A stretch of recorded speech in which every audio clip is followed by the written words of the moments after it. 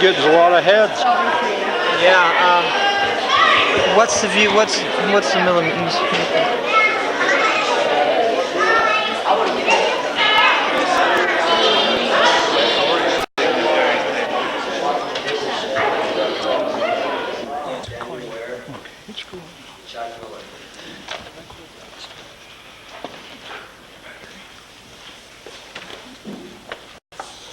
Okay. Christian McVeigh has earned his swimming and his life saving.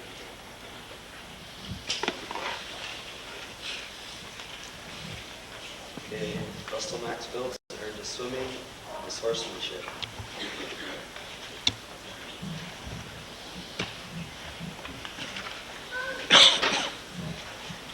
Keith Oakes has earned his swimming, his first aid, and his environmental science.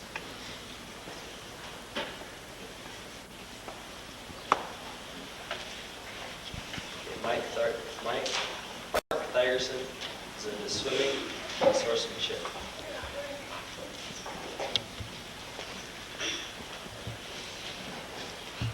Okay, Evan Bates has earned his swimming.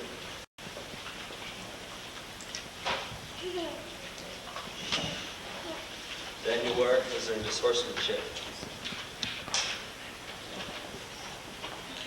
Chad Lloyd has earned his emergency preparedness, swimming, cooking, and camping.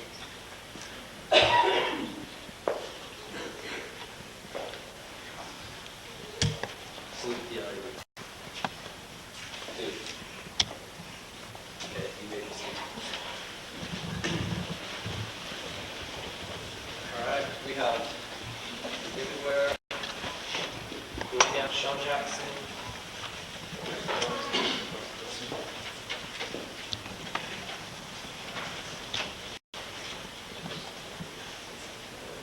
Alright, Billy's earned his horsemanship, first aid, and safety.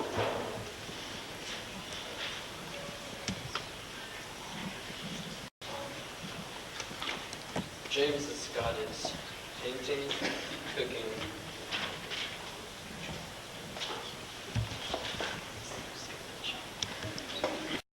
Alright, David Ware has earned his swimming, cooking, and camping. Sean Jackson has earned his life-saving, cooking, camping, citizenship, and community. Please salute the audience. Two. Sit down.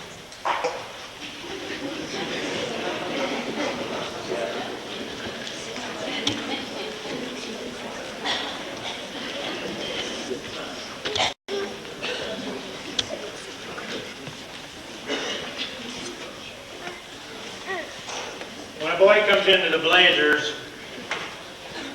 we present him with a scarf. We have, I think, 3 boys that haven't received their scarf.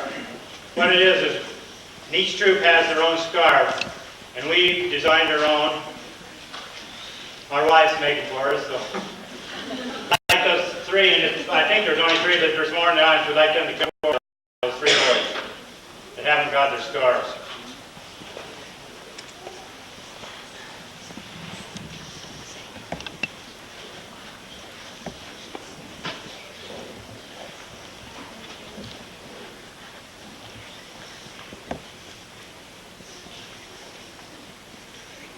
Okay, now it's your responsibility to wear this in every meeting, scout meeting you go to. Okay?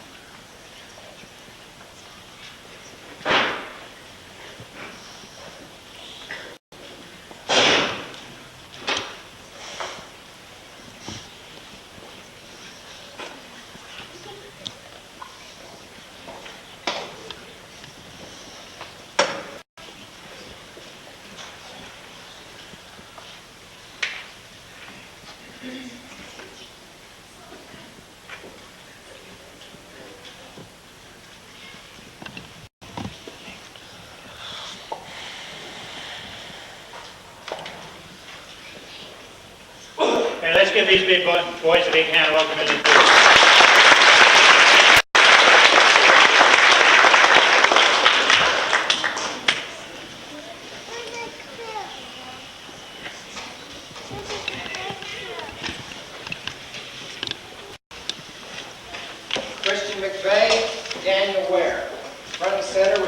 please escort your parents up front.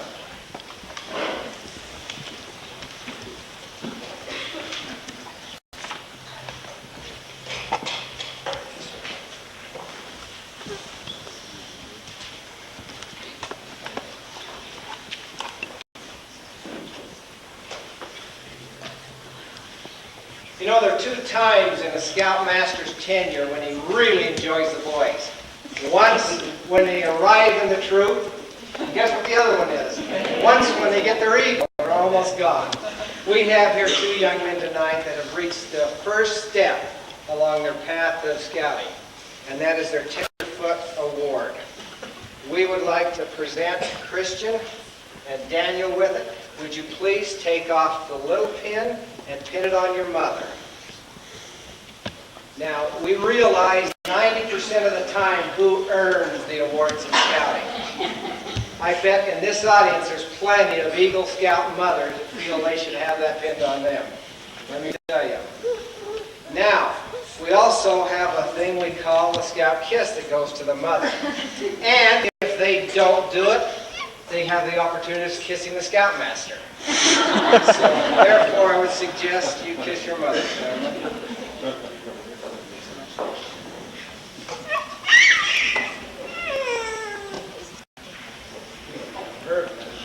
Finish that on, that's nice.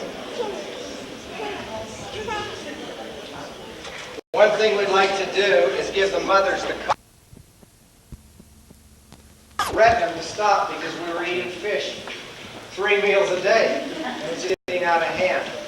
We'd like to now turn a few minutes over to Nelson Hatch, followed by Brenda Kathy Simmons. Brent will be singing Eagle of Strength, and then we'd like to call the boys up.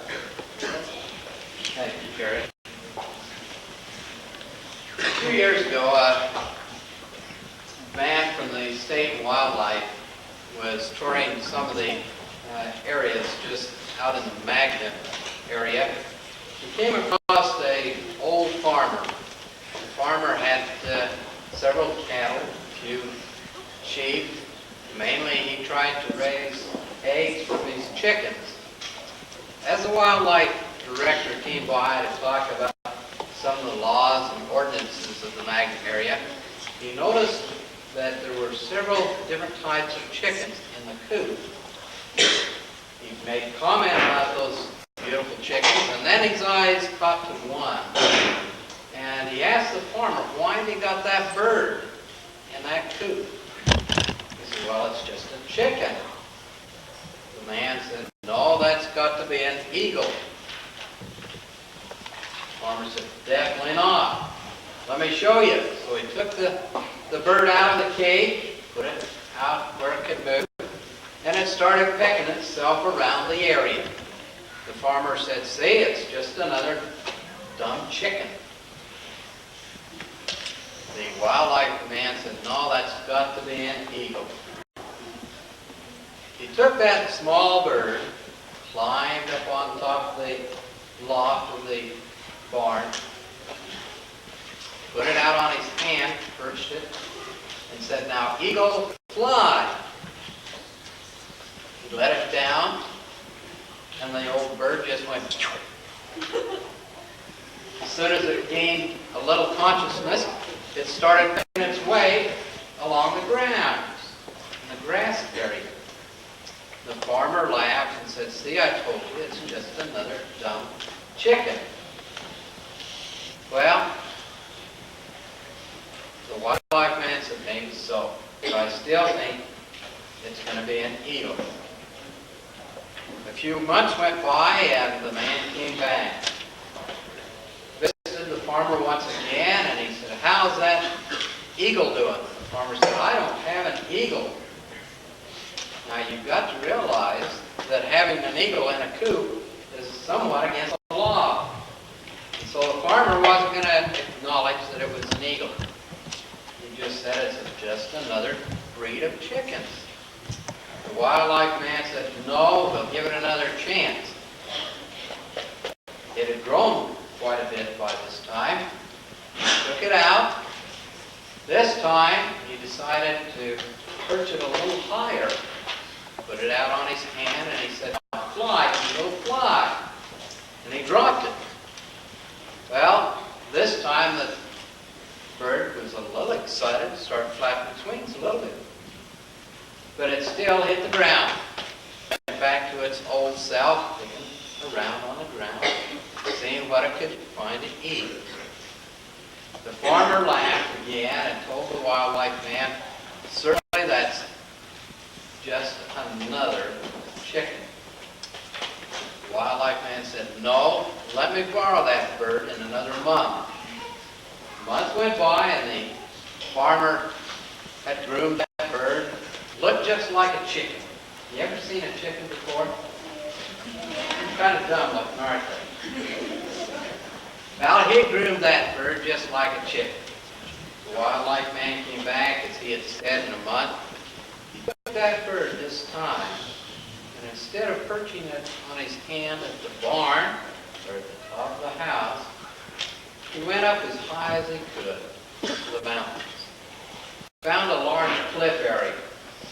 For those young men that have done any rappelling, you know how scary it is, even just 30 or 40 feet. And you know that you've got to go straight down. He put the bird once again out on his hand and said, now, eagle, I want you to fly.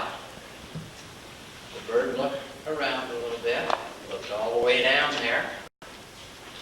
And once again he said, eagle, fly. And he threw up his hand, and then it started to fly. No longer was it a dumb bird, or a dumb idiot chicken, but it had grown into a mighty bird called an eagle. That eagle soared throughout the whole valley, soared back over the farmer's area. For now it was an eagle, and the farmer knew that it was an eagle. Many times, as young men, Cub Scouts, as they come in scouting, they're like the old dumb chicken. You can't see much about him. But tonight we're here to honor 8 young men that have found their wings. That's going to fly and will soar throughout the whole valley. You never know where things come up.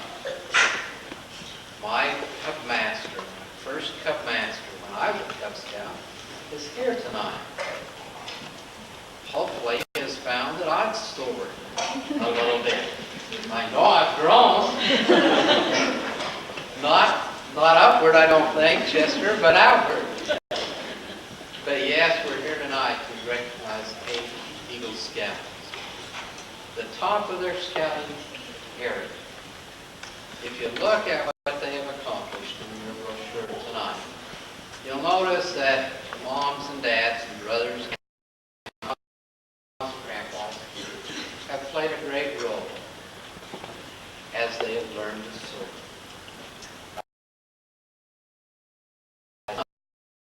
And especially those that will be receiving their wings and become part of the Eagle's Nest tonight.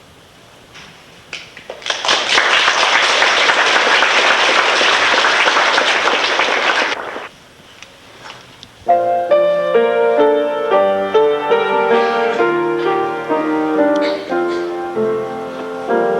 am proud to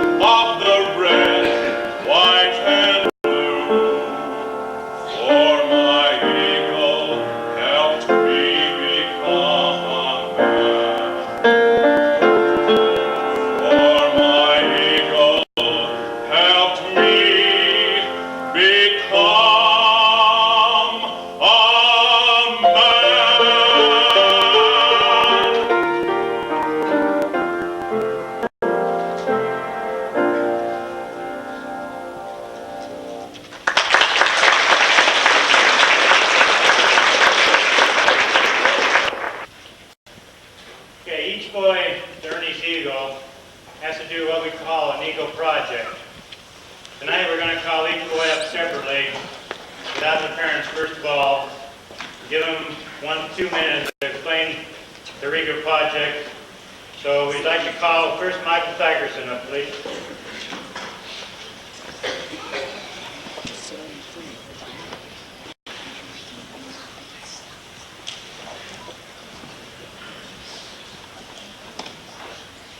Michael Tigerson is our senior patrol leader in the troop. Maybe small in stature, but boy, he's my instructor, let me tell you. He's my peacemaker. This kid does anything to keep peace in the troop. Would you take just a minute and explain what you've done? For my Eagle project, I called up the Division of Wildlife Resources and asked about feeding the deer. And then I made some deer feeders out of tires. I cut them in half, put the feed in. And then we got some feed from the Division of Wildlife Resources. And we ended up about once every 3 days to go up and feed the deer after school. Every time there were at least 3 or 4 deer. Sometimes there were about 20 deer. And this lasted for about 3 months. And I got 17 hours. Jimmy Taylor. Jimmy Taylor was one of our patrol leaders. He's now in the leadership corps. He decided to stay with us. We're mighty glad he did. He's following the footsteps of his brother, who received his Eagle, what, 2 years ago? And his father, who received it a few years before that. Jimmy is one of our comedians in the troop. We're always glad to have him around. You tell him what you did. Okay, I went up by the University of Utah and cleared a nature trail for joggers and campers and that up in the area. How many hours did it take? 23 hours. James McVeigh.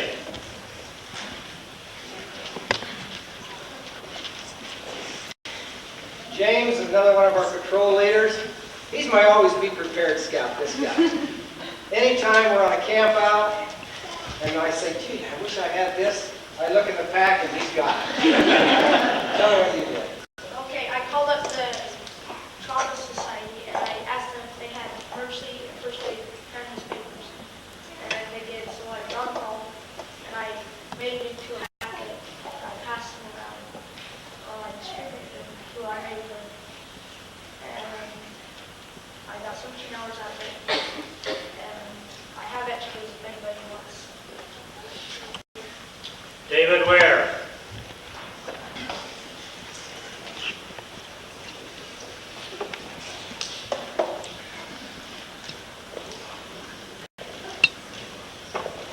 David is another patrol leader.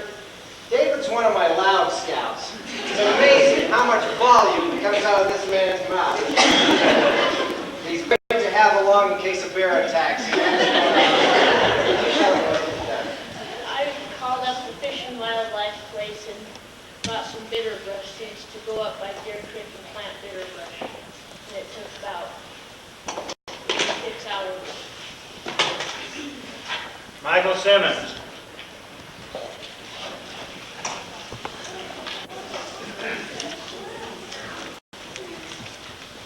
Michael Simmons, he's been a den chief, and he's also one of the loud ones. In fact, if you happen to read his mother's comments, the nurse was even glad to see him leave the hospital. His mother. He's our natural comedian. He's always there, ready to help us laugh when things get a little tough. Tell me what you've done. Okay, I've never seen people parking handicap parking places that shouldn't be there. Well, I got kind of sick of seeing that, and so I decided to stop that. At least I tried. First of all, I went over to Harmon's and in various places, and I sat and watched to see how long these people stay in these handicap places. And I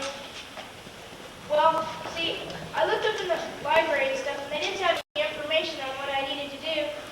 So I decided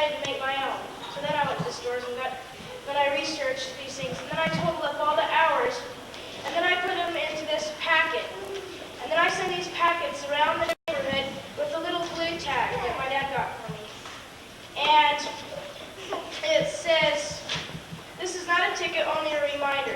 You are parked. And then it has 2 places to mark for what violation they're doing. And I gave them around the board, and it says in the thing to, if you see anybody, then to mark it, put it on their car. And then I send a letter to some of these places. I sent 2 different letters.